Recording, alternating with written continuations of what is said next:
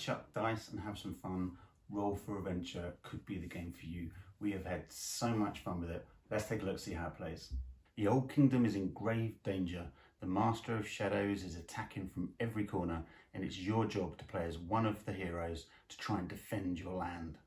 This is done in a Yahtzee-style dice rolling mechanism where you throw dice to try and achieve certain goals across one of the 4 lands.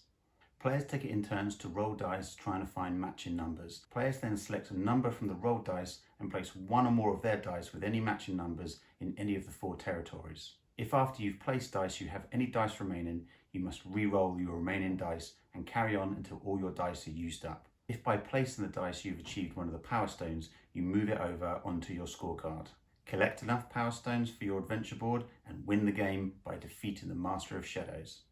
After each player's turn, an enemy attacks. You place it into its corresponding area, and if there's any dice there, they will take some. If there are no dice, then you receive damage to that land. If at any point the damage sustained in one land is full, then you lose the game. If at any point you have no dice to roll on your turn, then you lose the game.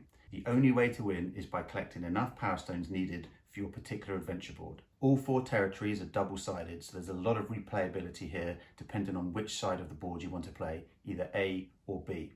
There are also multiple heroes to choose from at the start of the game, each given different powers. You can also add in extra enemies once you become more familiar with the game, including the dragon, the phantom, and the giant.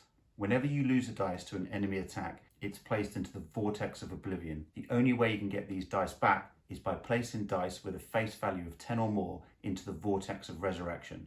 At this point, all dice in both vortexes are returned to each player. An example as to how the territories work is here in this desert. You need to place 3 ones of any colour into this first section here. Once you do that, you return 2 of those ones back to each player and move 1 of them to this second row.